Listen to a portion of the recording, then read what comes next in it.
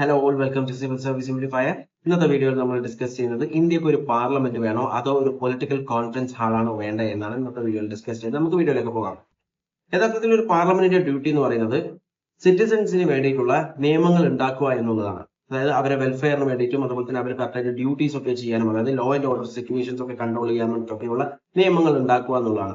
അതുപോലെ തന്നെ നാട്ടിൽ അതായത് ഇന്ത്യയിൽ നടക്കുന്ന മേജർ ആയിട്ടുള്ള ഇഷ്യൂസിനൊക്കെ അത് ഡിസ്കസ് ചെയ്തിട്ട് അതിനൊരു സൊല്യൂഷൻ കാണാൻ പറ്റുമോ എന്നുള്ളത് നോക്കുക. അതുപോലെ തന്നെ ഗവൺമെന്റ് എന്തെങ്കിലും റോങ് ചെയ്യുന്നുണ്ടെങ്കിൽ അല്ലെങ്കിൽ അത് ചെയ്യുന്നുണ്ടോ എന്ന് നോക്കുക, സ്ക്രൂട്ടനൈസ് ചെയ്യുക, മോണിറ്റർ ചെയ്യുക ഗവൺമെന്റിനെ. അതുപോലെ തന്നെ അവരെ ക്രിട്ടിസൈസ് ചെയ്യുക എന്തെങ്കിലും തെറ്റുകളൊക്കെ കണ്ടു കഴിഞ്ഞാൽ.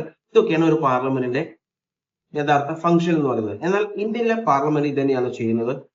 യഥാർത്ഥത്തിൽ ഇന്ത്യയിലെ പാർലമെന്റ് എന്ന് പറയുന്നത് ഒരുപാട് ഇഷ്യൂസ് ഇന്ത്യയിൽ ഫേസ് ചെയ്യുന്നുണ്ട്. പക്ഷേ ഇതിനേക്കാളും കൂടുതലായിട്ട് അവർ കാണുന്നത് പൊളിറ്റിക്കൽ ആയിട്ടുള്ള ഇഷ്യൂസ്, അതായത് പൊളിറ്റിക്കലി ആയിട്ടുള്ള പ്രശ്നങ്ങൾ അവർ അങ്ങോട്ടും ഇങ്ങോട്ടും പറഞ്ഞിട്ട് സമയം കളയും. നമുക്കറിയാം പാർലമെന്റിന്റെ റിപ്പോർട്ടിൽ പാർലമെന്ററി കമ്മിറ്റി റിപ്പോർട്ട് തന്നെ ഉണ്ടായിരുന്നു ഓരോ വർഷം കഴിയുന്നതിന് പാർലമെന്റിന്റെ എഫക്റ്റീവ്നെസ് കുറഞ്ഞു വരുന്നു എന്ന് പറഞ്ഞിട്ട്.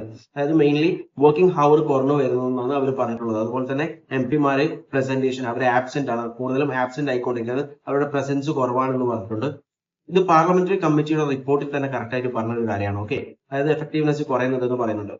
ഇവര് ഇപ്പൊ നമുക്ക് ഇപ്പൊ റീസെന്റ് ആയിട്ടുള്ള പാർലമെന്റിലെ ഡിസ്കഷൻ നോക്കിക്കഴിഞ്ഞാൽ നമുക്ക് കാണാം ജവഹർലാൽ നെഹ്റുയുടെ ഒരു ലെറ്ററും അതുപോലെ തന്നെ സവർക്കറുടെ കാര്യങ്ങളൊക്കെയാണ് ഇപ്പോൾ ഡിസ്കസ് ചെയ്യുന്നത്.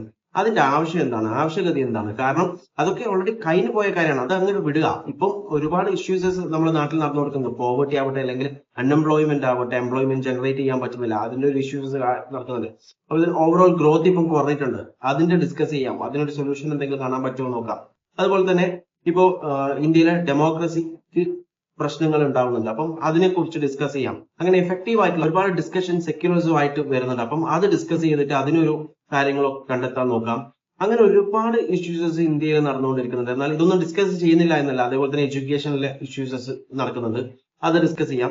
ഇതൊന്നും ഡിസ്കസ് ചെയ്യുന്നില്ല എന്നല്ല, ഇവർ ഡിസ്കസ് ചെയ്യുന്നുണ്ട്. പക്ഷെങ്കിൽ അതിന്റെ ഡിസ്കഷന്റെ ഒരു എഫക്റ്റീവ്നെസ് കുറവാണ്. കാരണം വേണ്ടാത്ത ഒരുപാട് പ്രശ്നങ്ങൾ, അതായത് പൊളിറ്റിക്കലി ആയിട്ടുള്ള ഒരു എൻകൗണ്ടേഴ്സ് ആണ് അവർ അതിന്റെ ഉള്ളിൽ നടന്നുകൊണ്ടിരിക്കുന്നത്. അത് അവർക്ക് വേറെ ഒരു പൊളിറ്റിക്കൽ കോൺഫറൻസ് നടത്തിയിട്ട് അവരവിടെ നിന്നോട്ടെ, വെറുതെ പാർലമെന്റ് എന്നൊരു ഇതിന്റെ വർക്കിംഗ് ഹവർ കുറച്ചിട്ട് അതിന്റെ എഫക്റ്റീവ്നെസ് കുറക്കേണ്ട ആവശ്യമില്ലല്ലോ എന്നാണ് എന്റെ പേഴ്സണൽ ഒപ്പീനിയൻ. ആൻഡ് ഈ ഒരു ഒപ്പീനിയൻസ് പാർലമെന്ററി കമ്മിറ്റിയിലും പറഞ്ഞിട്ടുണ്ടായിരുന്നു. പൊളിറ്റിക്കൽ ഡിസ്കഷൻസും കാര്യങ്ങളൊക്കെ കുറച്ചിട്ട് എഫക്റ്റീവ് ആയിട്ടുള്ള കാര്യങ്ങളെ കൊണ്ട് ഡിസ്കസ് ചെയ്യണം എന്നാണ് പാർലമെന്ററി കമ്മിറ്റി പാർലമെന്റിനോട് ആവശ്യപ്പെട്ടിട്ടുള്ള അഡ്വൈസ് കൊടുത്തിട്ടുള്ളത്. ഓക്കെ, നിങ്ങളുടെ അഭിപ്രായങ്ങൾ, ഇതിനെക്കുറിച്ചുള്ള അഭിപ്രായങ്ങൾ കോമെന്റ് ചെയ്യുക. വീഡിയോ ഇഷ്ടപ്പെട്ടാൽ ലൈക്ക് ചെയ്യുക. ഇൻഫോർമേറ്റീവ് ആയി തോന്നിക്കഴിഞ്ഞാൽ മറ്റുള്ളവരിൽ ഷെയർ ചെയ്യാൻ ശ്രമിക്കുക. And thanks for watching me and stay tune four another video. Okay, thank you.